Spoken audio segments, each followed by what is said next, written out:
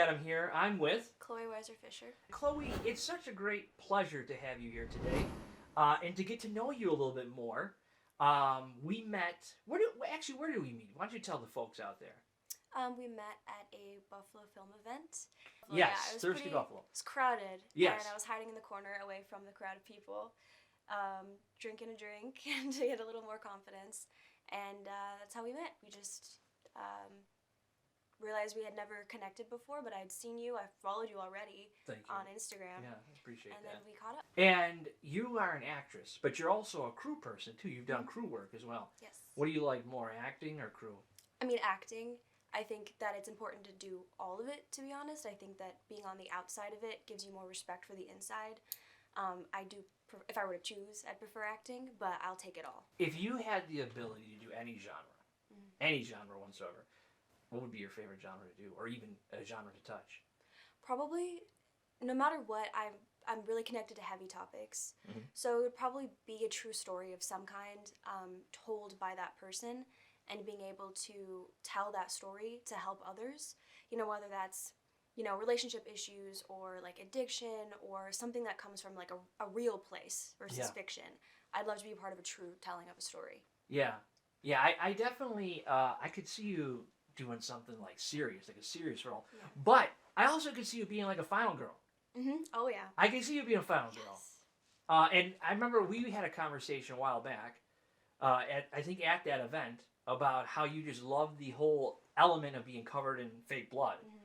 Man, you are like a very, very small breed, if you will, of people that like to be covered in blood. And speaking as somebody that's been covered in his share of blood, I gotta say, at least you like it. What was that project that you were covered in blood for? So there's two of them that I've done so far in my career, which is kind of funny. But one of them is I'm working with Brian. Is it Bricky, I think is how you pronounce it? Brian Dude Man. It's Dude Man. Dude Man. Yeah. Brian Dude Man. Yeah. And I wasn't fully covered head to toe in that one, but it was still sticky and disgusting, and I had it in my mouth for that one, and that was worse. I was like, at any moment, I'm just puking this up. Like, it was bad, but I still enjoyed it. Something about it was just fun. And the other one I'm working on is Chris Daddario, and that one I am covered head to toe in blood. Head to toe? Fully head to toe in blood. How does that work? Oh my god, so I made the blood from scratch with like the corn syrup mixture and everything, so it was so sticky. Yeah. And then we had the PA just take her hands and basically just coat my body in it, my hair, everything. Were you fully dressed, or I was in like a tank top and shorts, so not really. Like definitely final girl material. I'm telling you with that. A lot of skin exposed, covered in blood, and then so is my scene partner, also covered head to toe in blood. Yeah. So we're just like sticking to each other, like disgusting, crazy. Our hair is coming off. Ooh. But something about that made me feel more like connected to the art of it, because I'm like, okay, blood, sweat, and tears literally are happening. Like I'm gonna cry right now. It's so painful, but it gave more of a life to the project, like that kind of effort, I guess, to go in. Do you like horror? Watching it or being a part of it? It sounds like you like being part of it. Yeah. Do you like watching it too? Generally not really. Yeah. I think part of why I like doing it is because I used to be so unbelievably shy, and doing that kind of project, like that kind of film, you have to not be shy. Whether that's screaming, like I'm terrible at that. I have a very quiet voice, so in one of the films they wanted me to like scream bloody murder, and that to me was harder than anything I've ever done. Crying on screen I can do, but screaming was like really, I had to get out of my own body for it. And also being covered in blood and doing all of these like really intense moments, I couldn't be shy anymore. So I think doing it has made me a more confident person, and that's why I'm drawn to it. I'm like, I need this. But watching it, I don't really. No. I will say though, you did bring up an interesting topic, which is crying on camera. It does take a lot. From my experience, it does take a lot to get there. And you have to be on a set that makes you feel comfortable enough to get there. So, without giving away your secret, can you tell the young, inspiring artists out there that want to do film, that want to learn that technique of crying on camera, any advice? I will say that everyone has a different method That's true. I really do believe in so many different aspects. Everyone has a different method. Mine probably isn't the healthiest. It's I I have to feel the feeling.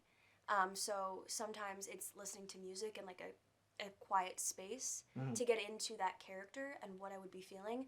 I'm not thinking about what's going to make Chloe sad. It's like thinking about what is going to make this character sad, and then tuning into that on my own in private, and then that will bring it out of me. But then it's hard to leave you. Like, it will stick around a little bit. Like, there have been days I go home and it's hard to like shake it off. Yeah. In a way. But it's the most organic feeling that comes out when you genuinely feel it in a certain way. But I wouldn't say that's the healthiest concept. No. Sometimes we as artists do things for our craft that is probably not the healthiest thing. Yeah. But I will say, being able to cry on camera is something that I personally, like, I'm a director. I direct, I write, I edit. I don't really want to act. My original, when I was in high school, I wanted to act. That's not something that came to fruition for me. But I always wanted to learn how to cry on camera. And for years, I would set up either my phone or a camera, and I would try, poke my eye type of thing, or eye drops. Nothing worked. And then, in my late 30s, I was able to find it. And when I found it, I'm like, I don't ever want to think about this ever again. You know what I mean? If you want me to do this on camera, this takes a piece out of me. It literally takes a piece out of me. Where I have to go is just mentally. So being able to do it on camera is very is that something you learn in school?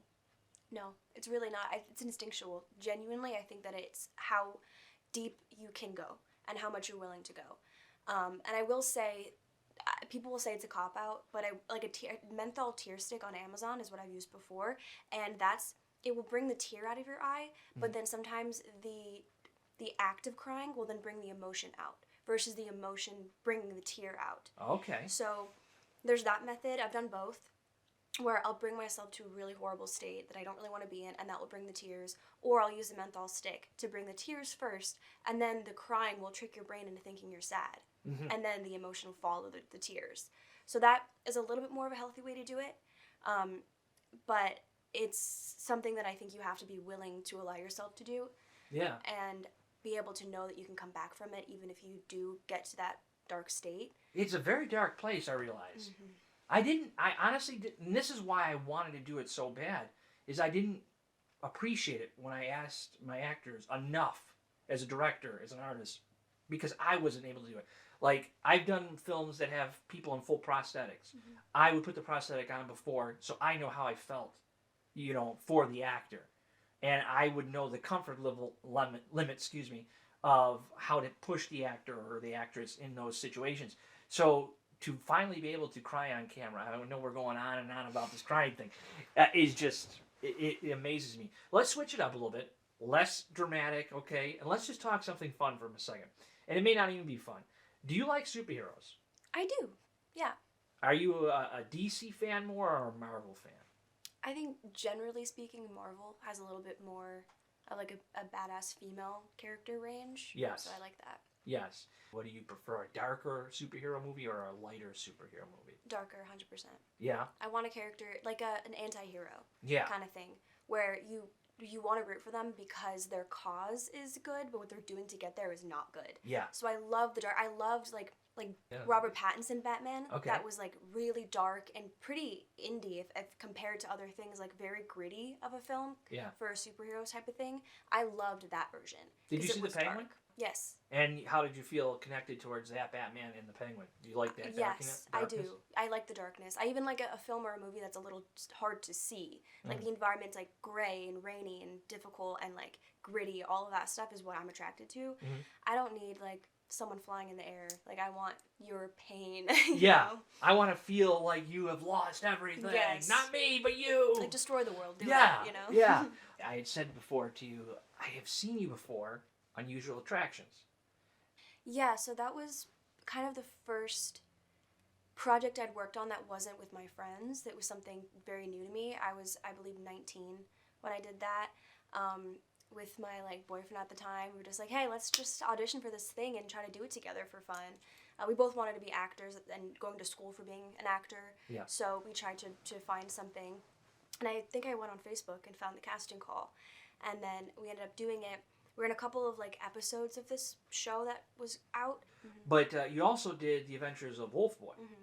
And that's a little bit more mainstream. Yeah. And what was that, crew, or were you an extra on that? I was in it, yeah. And I was 16 in that one. 16? Yeah. Okay. I was really, yeah. Wow, so you've been doing this for a while. Yeah. Okay. I have. I mean, not in like a bigger scale. I guess that was kind of big scale, but that was like, I was an extra in that, and I got the day off school for it.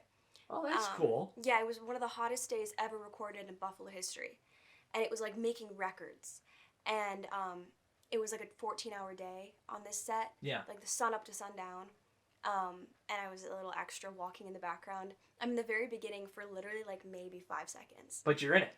I'm in it. Yes. But I was there all day, and I had a lot of different things they told me to do. Like they wanted me to walk right in front of the actors, like cut in front of the camera, and I was like, oh my god, I'm That's gonna you. be like right in front of it. They cut that part out. Oh. So all these things that I had, they had me hold cotton candy. Okay. And my part was to walk with cotton candy through the carnival grounds, and that was it. And then I'd stop, and then reset, and do it over and over and over again. And it was so hot that by the time I'd walk from point A to point B, which is 10 feet maybe, the whole thing had been melted. So there was a guy that was at my mark B making a new cotton candy every single time I'd reach that mark, and then just hand me another one every time, because it would die every day. It would just melt every single time. They cut that part out too. Oh. So I'm literally just walking. Are there any deleted scenes that are out there with any of that? No, I just have to know that it happened in my head. Oh. There's no proof, but I just have those memories of it, just loving every second. Over the last couple of years, there's been a huge shift, at least in the film world that I've worked in. And I think it's more become mainstream. I even saw that IMDb, shout out to you, has improved their categories on, credits. They actually have now an intimacy coordinator. Mm-hmm. And when I was growing up, back in my day, there was no such thing as an intimacy coordinator. There was like, and I never approved of this, by the way, but there would be like one female to like 5 guys. Mm-hmm. No one ever would think about what the actress felt and what the actress needed. So very early on in my career, I always had like an intimacy coordinator. I would never do a scene personally without other women in the room.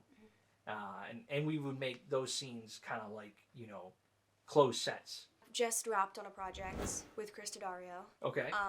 And there are intimate scenes in it. And I knew going into it, when I did the audition process and the interview with, the crew and my scene partner, that there would be a sex scene, that there would be kissing. Not nudity, but it would be like what I'm comfortable wearing, essentially. So they were leaving that up to me, but just so you know, if you want this role, this is what's attached to it. And I was very willing to do it. It's a very small crew to begin with, and there was a woman, and she would have been, as you said, like the intimacy coordinator. Yeah. But that wasn't her real title. It just was a woman in the room to make me feel more comfortable. So I said yes to it. My scene partner, it was similar to my age, also aware of what's going on, but it was his first ever project ever. Oh. And it wasn't mine, but it's the first time I've done something like that. Like, I haven't even kissed on screen, anything. I'm like, oh, so this is going to be 0 to 100, essentially. Yeah. And we got to that point of the shooting when we knew it was coming. And I think the most important part, whether there is an intimacy coordinator or not, is the open dialogue between you and that scene partner. And what you both are going to be comfortable with and what you know going into it. How you're going to kiss, how you're going to move, even if there's not like an IC, having it choreographed between you two.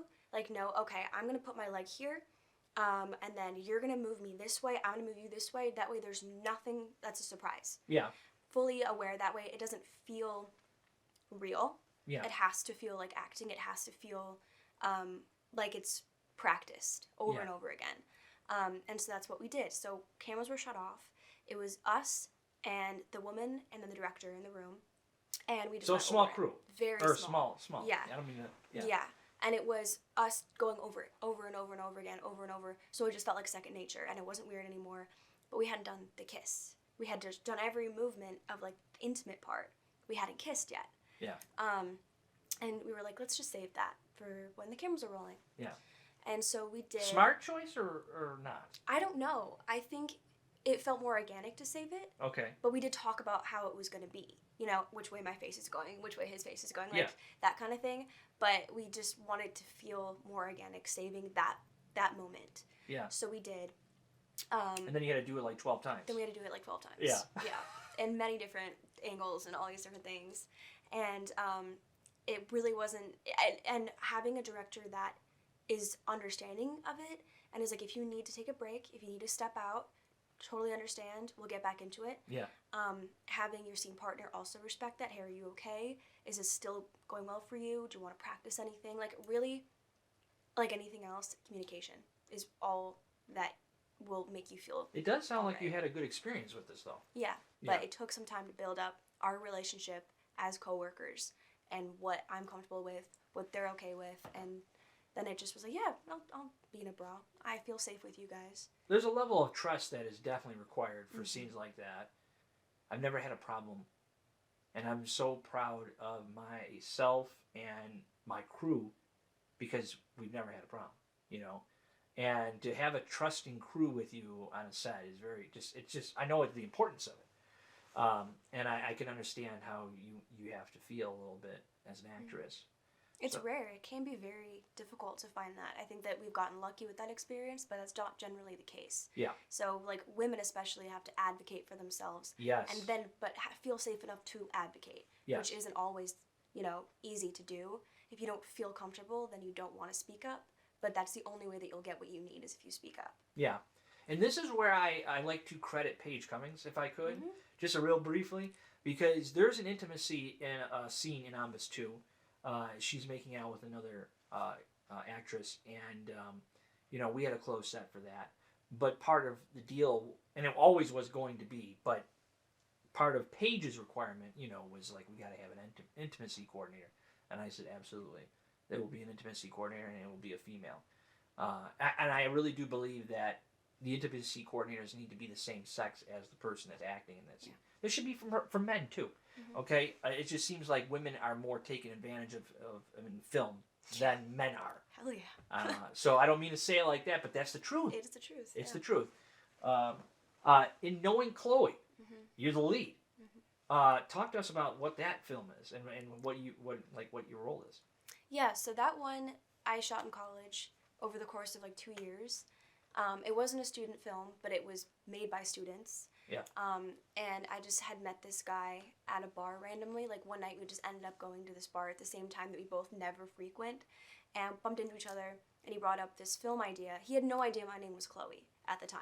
Oh, so it was always knowing Cloe, and you just happened to be the Cloe that was knowing. Yes. Okay, so here we go. Yeah, so he had written the script previously and was looking for someone to be in it, and we just kind of got to talking, and I told him I was an actor, and he just liked the vibe that I had. It felt like it had fit the character he wrote. Yeah. And so we met up in the library the next day, and we were going through the scripts, and then it just kind of snowballed. It was really just him and I for the majority, and like a few people we'd bring on for sound or for slate, like that sort of thing, but it was like us two, really joint making this film. And it's a film that I like a lot, like the idea of it, because it's kind of, there's no character you really like. Oh, it's about one of those real films. People. Yeah. Okay. There's no one really to root for. It's about kids just kind of being idiots and messing up, and there's one scene where one person might be correct, the next they're wrong, and vice versa. Like, it's just, there's no one really to root for because they're so real and natural people, just true to life. So we made that. Yeah, that's the truth. Yeah, and it took a long time because we were both in school and like doing other things. So, and then we, through that project, became best friends, and we have matching tattoos now of film slates. So that's what started it, was this project, realizing we have never met two people that are as hungry for this industry than anybody else. Yeah. Like, we eat, breathe, and sleep film and wanting to be part of it. His is like the full crew, producer, writing, directing side, and mine is more in front of the camera. So as a duo, we were like, oh my god, we'll be unstoppable. Yeah. Like, this is great. We've met a crazy person too. Like, we're both crazy. And then crazy's not a bad phrase these days, by the way. So yeah, don't think crazy. People are gonna be like, oh, that girl's crazy. Whatever you see, no, crazy passionate. Passionate. Yeah. There you go. Yeah. And so once we wrapped that, it took him a long time to edit because this was like his first baby. It was big. And then we submitted it to lots of festivals, and it ended up being nominated at the Indie Film Fest in Los Angeles for Best Student Project. Well, congratulations to that. Yeah, so that was really cool. Wow. I don't know how that, like, in LA, it was just crazy. Did you end up going? No, it was just the nomination. Oh, just the nomination. Okay. Yeah. Which is big in itself, and it was like we didn't expect it to really matter. Yeah. Well, but everything really matters. Yeah. It was just your filmmaking journey. Yeah, it was cool, and we had all of our friends in the project too. Like, I think everyone we'd ever known was somehow in it as like an extra or like a party goer. So that project Cop number 2? Yeah, like that sort of thing is so much. It was our lives at the time. Yeah. So whether it holds up to things I've done now or things he's done now, that will always be like a huge part of our growth as people. Like at that time being 2021, like it was just a brutal time. In this industry, rejection's a real thing. More often than not, sometimes. I'm curious to know how you handle rejection and your thoughts on rejection in film. I think, everyone's going to say this, but you need to sort of have thick enough skin. You don't need to be like a rock and have no emotion whatsoever, but there are certain things you can't control, and this industry is something you can't control. So with auditioning in particular, you do it, you get it out of your mind.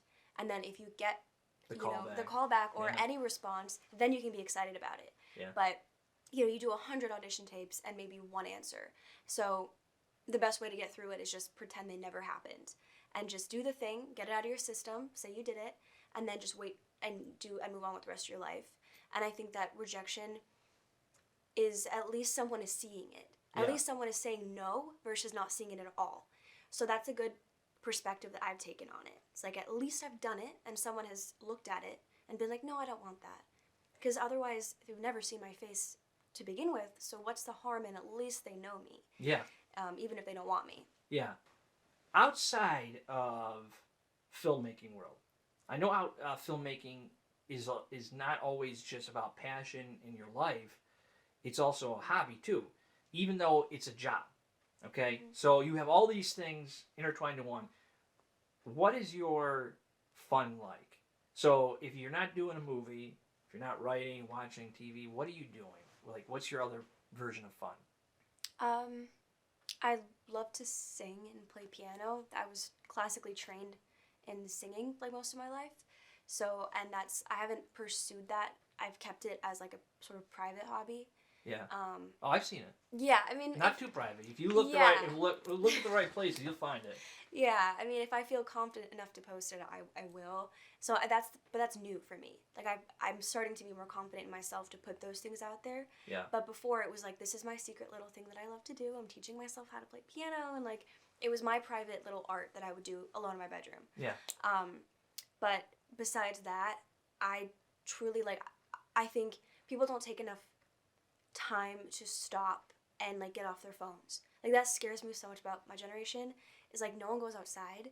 No one like sees when it's a nice day. Like the other day, yesterday, it was the first nice sunny day we've had pretty much ever in like since the year. Yeah. And went out and had a picnic and like listened to the ducks and things and like that stuff. Picnic and ducks. Yeah, and just like I think I played bocce ball. Like I didn't even know what bocce ball was. It just was a time to like respect the world in a way that I don't feel like we do enough. Yeah. So I think my hobby has become appreciating things more. And that's so cheesy, but like truly I'm trying to like stop and smell the roses, We're now to my favorite part of this whole thing. Okay. I'm going to give you the rapid fire questions. Mm-hmm. These are generally designed to be one-worded answers, so hopefully that helps you along the way with this. So the first thing that comes to mind, okay? Method acting or just vibing? Just vibing. Cry on cue or fake it? Cry on cue. Worst audition ever, traumatizing or funny? Funny. Fame or freedom? Freedom. Role you'd never take? A project that had any type of shock factor just for the point of shock factor. So like an intimate scene just to have it. Like gratuitous. Yes, where it's not leading to any kind of plot point. It's just to be overzealous with it. I would not agree to that. Fair. Yeah. Looking out there into the world, tell us where we can find you. You can find me on Instagram. Cloe _WF is my Instagram. I'm on YouTube under Video Cloe. And that's what I've got. Do you have anything new coming up? I do. I have a film called Sprites of Spring coming out, possibly in AFF in September. Oh. And yeah. Oh, I don't want to say congratulations too early on it though, but it's that's exciting. Yeah. Yes. I have a short film coming out with Krista Dario called We Like Red. Also around August, September, possibly in AFF as well, and as well at other film festivals we're trying to submit to. And I am shooting a TV show with the Coleman brothers called Serial. Yeah, so I don't know when that'll be finished. Wow. That's happening. Look at you. Yeah. And it was such a great pleasure to meet you and take, a couple minutes of your time, actually a lot of your time, the backstory of today. But thank you very much for being here. It was a pleasure to meet you, and I look forward to seeing what you do in the future. Stay tuned, everyone.